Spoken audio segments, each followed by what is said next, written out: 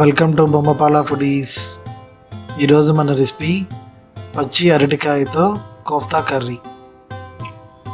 ఒకసారి ఇలా ట్రై చేయండి, ఎక్కడా స్కిప్ చేయకుండా వీడియోని లాస్ట్ వరకు చూడండి.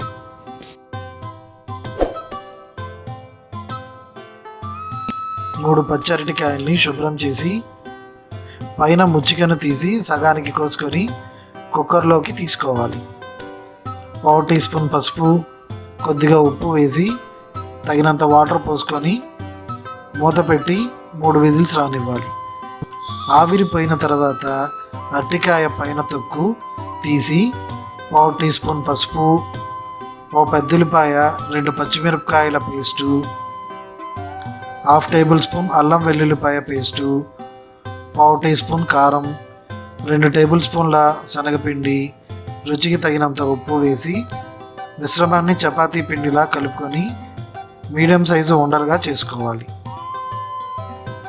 కళాయిలో ఫ్రైకి కావాల్సినంత ఆయిల్ వేసి వేడెక్కిన తర్వాత రెడీ చేసుకున్న ఉండలను ఒక్కొక్కటిగా వేసి ఫ్రై చేసుకోవాలి. ఆయిల్ మీడియం వేడిగా ఉన్నప్పుడే వేసుకోవాలి. బాగా వేడెక్కిన తర్వాత వేస్తే ఉండలు పైన ఎర్రగా కాలుతాయి, లోపల పచ్చిగా ఉంటుంది. మొత్తం ఫ్రై చేసుకున్న తర్వాత ఒక నాన్ స్టిక్ బాండీ తీసుకొని 2 టేబుల్ స్పూన్ల ఆయిల్ వేసి వేడెక్కిన తర్వాత 1 టీ స్పూన్ జీలకర్ర, 1/2 టేబుల్ స్పూన్ కసూరి మేతి వేసి వేగనివ్వాలి.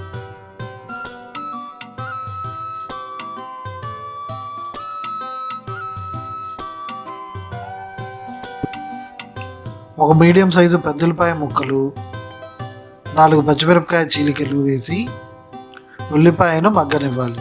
ఉల్లిపాయ మగ్గిన తర్వాత 1/2 టేబుల్ స్పూన్ అల్లం వెల్లుల్లిపాయ పేస్టు, 1/2 టీ స్పూన్ పసుపు వేసి పచ్చివాసన పోయేదాకా ఉంచి 1/2 టీ స్పూన్ కారం వేసి మిక్స్ చేసుకొని 3 మీడియం సైజు టమాటా పేస్ట్ వేసుకొని ఒకసారి మిక్స్ చేసుకొని మూత పెట్టి ఉడుకు రానివ్వాలి. బాగా ఉడుకు వచ్చిన తర్వాత 150 ml వాటర్ పోసుకొని ఉడకనివ్వాలి. ఉడుకు వస్తున్నప్పుడు కొద్దిగా కొత్తిమీర వేసి మిక్స్ చేసుకొని 3 టేబుల్ స్పూన్ల మిల్క్ క్రీమ్ కానీ 3 టేబుల్ స్పూన్ల పాల మిగడ కానీ వేసుకొని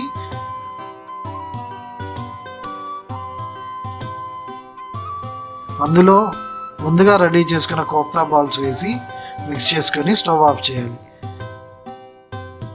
గ్రేవీ కన్సిస్టెన్సీ కోసం మీకు కావాల్సినంత వాటర్ పోసుకోవాలి. పైన కొద్దిగా మిగడ వేసుకొని సర్వ్ చేసుకోవాలి. అంతే, వేడి వేడి పచ్చి అరటికాయ కోఫ్తా కర్రీ రెడీ.